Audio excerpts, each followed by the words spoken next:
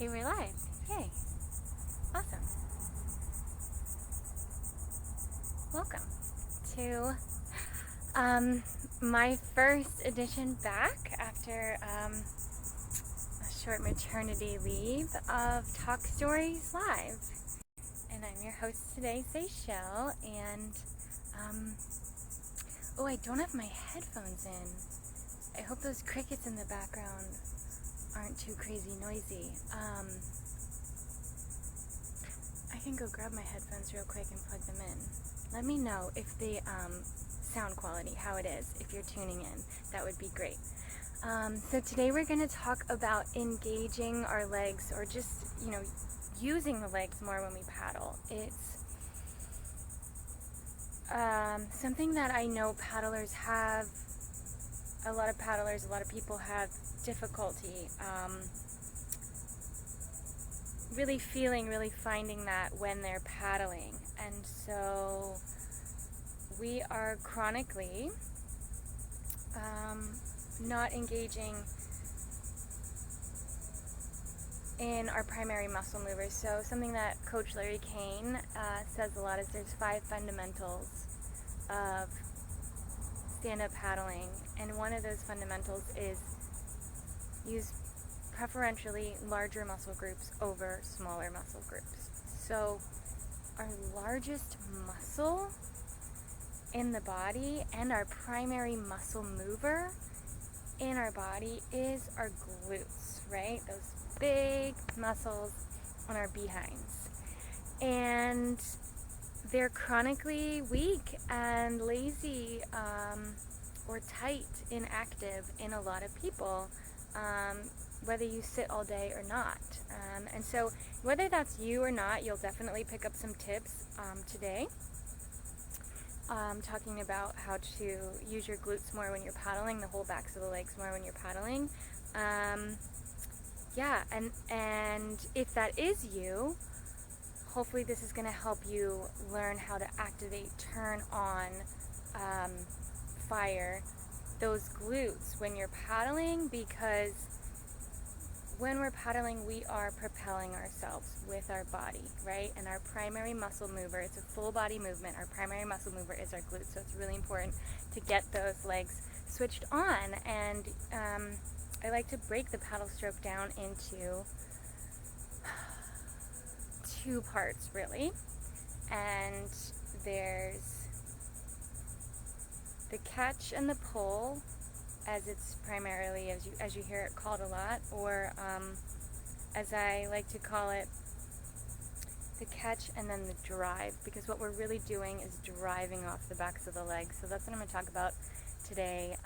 Hopefully, so some of you who are like, if any of you worked with me before, I hear it a lot. It's like, I hear you, Seychelle, I'm trying, but I'm just not feeling those backs of the legs working. So my goal today is to get you to feel the backs of those legs working. We're going to do some drills on land to feel that, and then that's something that you can then take and practice when you go paddling. So nobody's commented that you can or can't hear me, but I've got a lot of people viewing, so I'm assuming everything's going well, otherwise you would be letting me know that it wasn't. So let's dive right in. Hi, Julia. Okay, great. So let's dive right in. How to activate the legs when you're paddling. And if anything that I'm saying, if you have questions, please drop them in the comments. I do try and look afterwards, even if you're watching this in the replay. If something's not making sense, please say so in the comments. They don't come through in it takes them a few seconds to come through, but I do check the comments. I am looking and making sure that I'm answering all of your questions. So, cool. Let me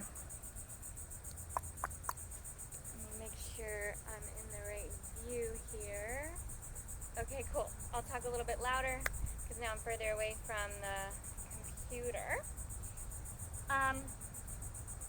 So when we're paddling, right, talked about breaking the paddle stroke down into 2 parts, and there's your catch and your pull, or like I like to think about it, you're catching and you're driving. And I like to think about the paddle stroke. I'm going to talk a little bit more. I like to think about the paddle stroke from the bottom up as opposed to from the top down. So we tend to think of it, especially as new paddlers, and I know some of you watching are new, some of you are seasoned. Again, this is going to be for everybody. We tend to think about paddling as a new paddler as it feels like an upper body sport. It's really like we can be really heavy in our shoulders and in our back, and not that those parts of the body aren't involved, very much so in the stroke, but I just like to do things and think about things differently, because yes, it's very important what your upper body's doing, how you're holding your paddle, the shape of all of that, and I talk about that a lot, but that's not what I want to talk about today. I really want to talk about what your lower body's doing, and even in general when I'm speaking about the stroke, I do like to think about it, like I said, from the bottom up. So what are your feet doing? How do your feet feel? What are your ankles doing? What are your knees doing? What are your hips doing? Your glutes, of course, your whole pelvis, and then of course the core, the back, the upper body. But like, if we can take ourselves from the foundation up, we're going to set ourselves up to be really powerful, and use proper body mechanics, and prevent a lot of injuries in our strokes.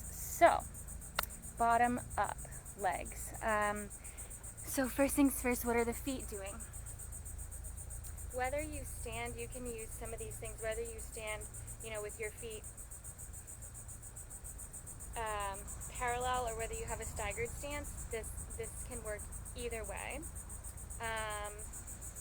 But one thing that I see that you want to, some of these things you might have somebody watch you when you're paddling. You might do this on land in front of a mirror so you can see what it looks like. I definitely recommend that.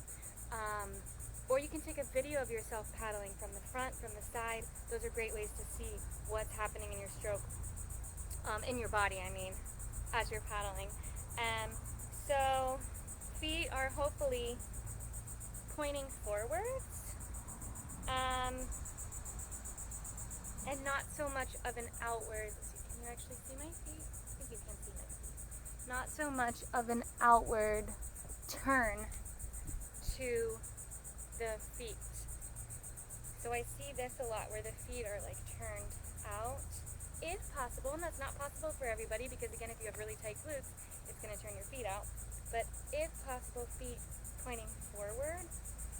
I hardly ever see it, but not pointing in. What sometimes I do see though is those knees going in. So we're going to talk about that a little bit too. So feet hopefully are parallel, pointing forward. Even if they're staggered, they're pointing forward. And you're not turned out so much. And if you are, that's something you're just going to slowly over time work on, having your feet pointing forward. And then you want to check, am I gripping into my feet? Am I grabbing on with my toes? That's something that's going to actually cause too much engagement in the feet. So the feet are grounding down into your board, but you're not gripping with your toes. And actually, you want to, when you're just standing, be able to just lift the toes and not be holding on. So the next talk I'm going to do is going to be about body weight. So I'll talk a little bit more about the feet in that one. But one simple way that you can, if you're watching this and you're able to stand up and do this with me, stand up and do it with me right now. And one simple way that you can start to activate and turn on the backs of the legs, and you can do this on land, you can do this on your board, but you're going to isometrically, which means you're going to engage without moving. You're going to take your feet, and it's like you're turning your toes out. It's like you're spinning your toes out, but your feet aren't moving. Right, and you can do the opposite. You can isometrically turn in and turn out. And you should hopefully feel what the backs of the legs are doing when you turn in and when you turn out. When you isometrically turn in, turn out without actually moving your feet. So that should automatically help you a little bit. Typically for most people, but it's going to be different person to person, again, depending on where you're starting with. but for most people, you're going to have a little bit of an outward external rotation. And then what you're going to do is, the second thing you're going to do is take the feet, and it's like you want to spread the floor apart. So again, without moving the feet, try and press them apart, and now you should really feel those sides of the legs and the backs of the legs turning on. So you can try that with an inward rotation, pressing the feet apart. You can try that with an external rotation, pressing the feet apart. See how both of those feel for you in the backs of the legs, right? The other thing that we're doing, the next thing that you can do to really turn on the backs of the legs and help you, and when you're paddling or when you're just setting up for a squat or whatever it is that you're doing, so you can do your isometric rotations, pressing out. So now think about not just pressing out the feet, think about the knees pressing out. And I don't mean turning out, right? I don't mean, and I definitely don't mean coming in. I see this one quite often where the knees can come in.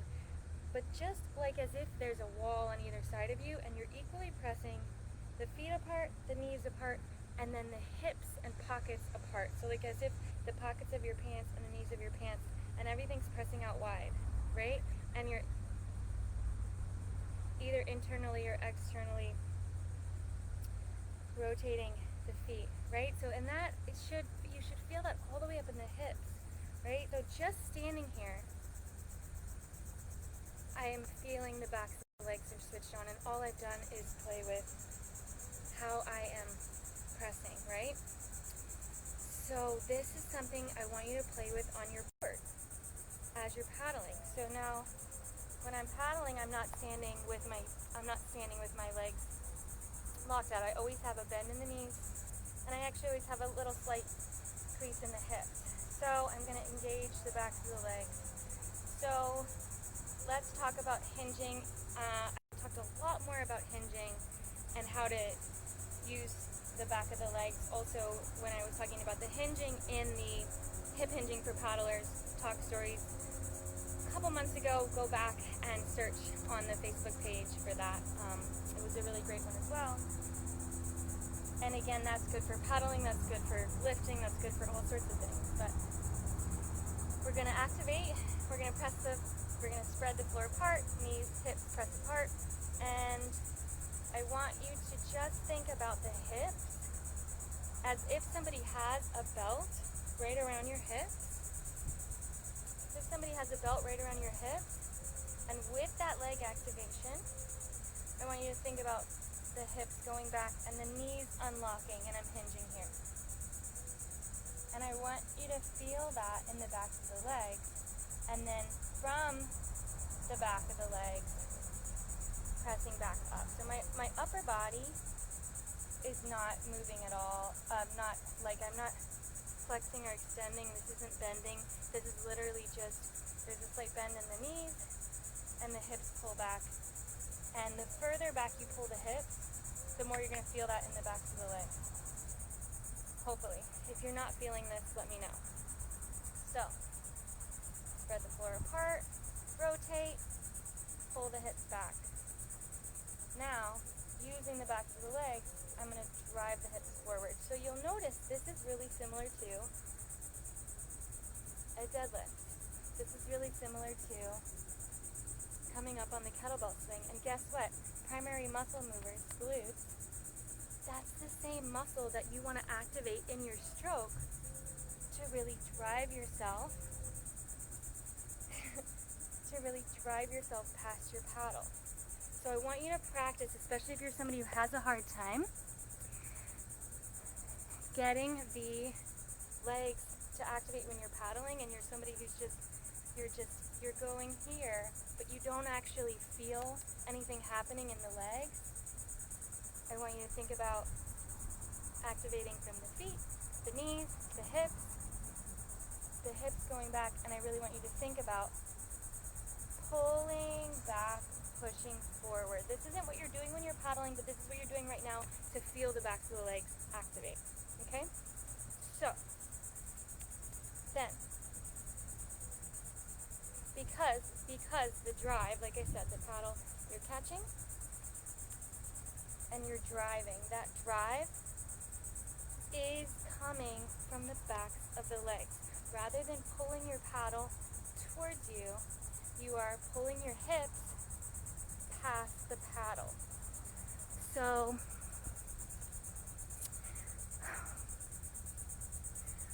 let me think about this. One of the, like, I can break the catch down into like so many different steps, and then the pull or the drive, like, it's in my, I should have prefaced, and I always preface my videos by saying, this is my opinion, this is what I practice, this is how I paddle and think about technique. It's by no means my way or the highway. There are many other ways to think about paddling and apply, paddling techniques, and so if these things work for you, great, and if not, and if it doesn't resonate, reach out. I'd love to hear that, so I can help you make it make sense. But yeah, it's by no means my way or the highway. This is just what works for me and what I think about, and so what I like to teach. So now, the drive, I really like to think about that second part of the stroke, that power phase of the stroke, really being all about the hips, all about getting those hips. So we lowered them down at the catch.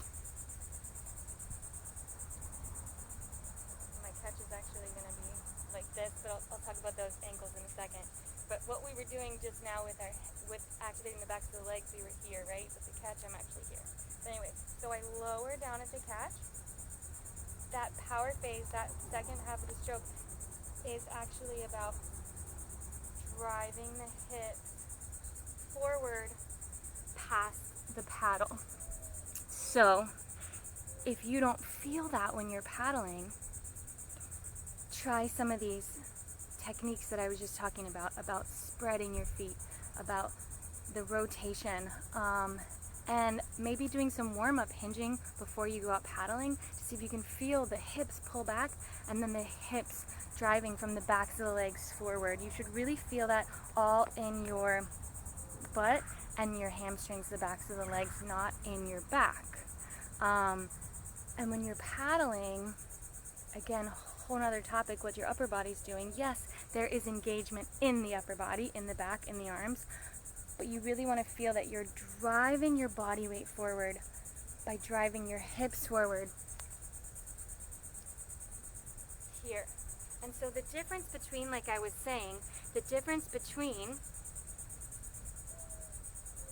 a regular hip hinge, say I'm doing a deadlift, or say I'm coming up from a kettlebell swing, the difference between that and my paddle stroke is, can you see my ankles? Yeah. The difference between that is literally the ankles. So I'm actually still,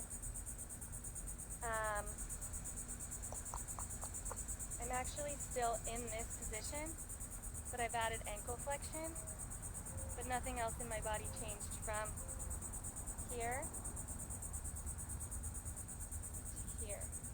So I'm going to talk a little bit more about that in my next talk stories, which is about body weight. But so just if you're somebody who's really working on activating the backs of the legs, don't worry too much yet about the ankles. Worry about those hips pulling back and those hips driving forward. So the goal is to drive your hips past your paddle before the paddle comes out of the water.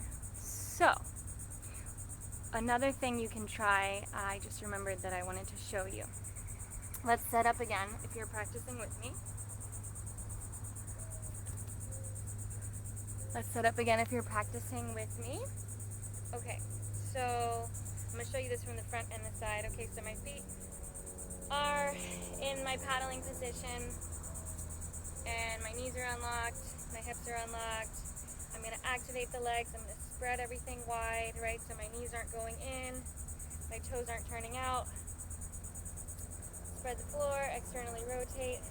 And one thing you can also try, if you're having trouble with the hips going back without feeling that in your back, is to take your hands, and I got this from Coach Salas from foundation training, and I can't say enough about foundation training. I use it in in everything that I do now.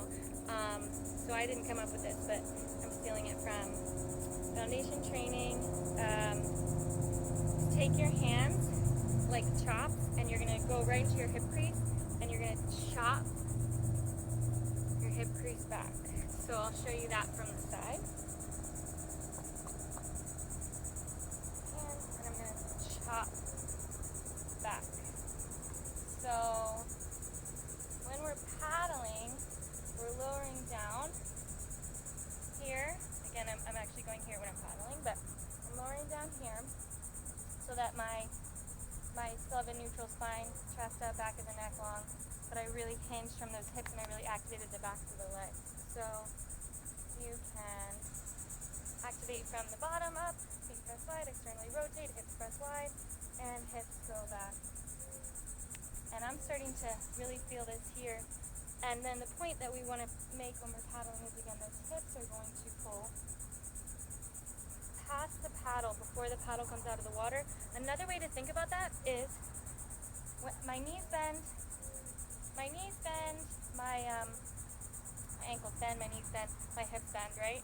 So I have this triple flexion, flexion, flexion, flexion, bend, bend, bend, right?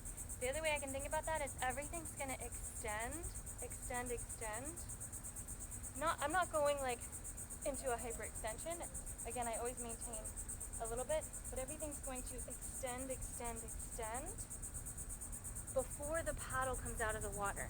So the most power, the most drive you can get is from the legs,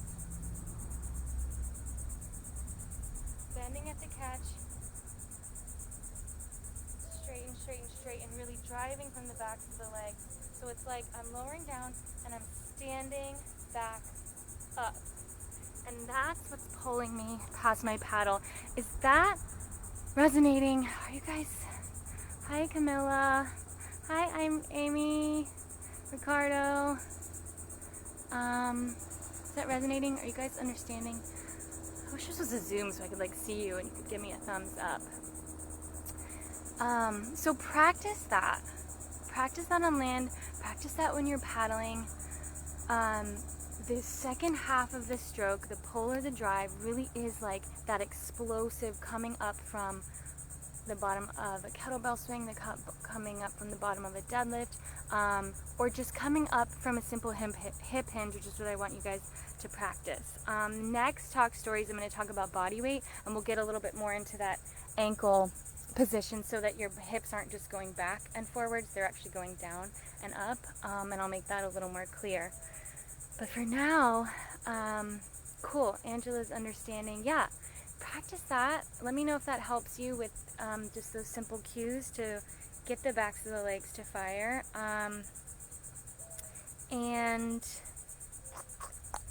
another talk stories that we have coming up is all about the low back, and I'll be talking again about similar things because it's about using the legs and not putting too much strain on the back when we paddle, and all this has to do with body mechanics and position. So hopefully these tips are helpful. Let me know what else you want to hear about in relation to your paddle stroke. And then what else have I got coming up? Just talk for another minute or so to see if anybody else has any questions. But I have, for women only, I did have one space open up in my September retreat in Key Largo. It's a SUP and self-love retreat for women, so we're going to paddle, we're going to do all sorts of stuff.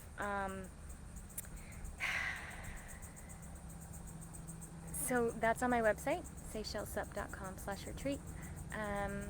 Just coming back off maternity leave, I'm not sure if I'm going to be taking new clients, but if I am, it's women only, and if I am, it's only going to be like maybe 2 clients because I have a 10-week-old baby and I really just want to hang out with him and not be coaching too much. So, but if you really think that one of those spaces might be for you, please do reach out. And otherwise, yeah, I'll just see you guys back here in a couple of weeks for another talk story. Thank you so much for tuning in.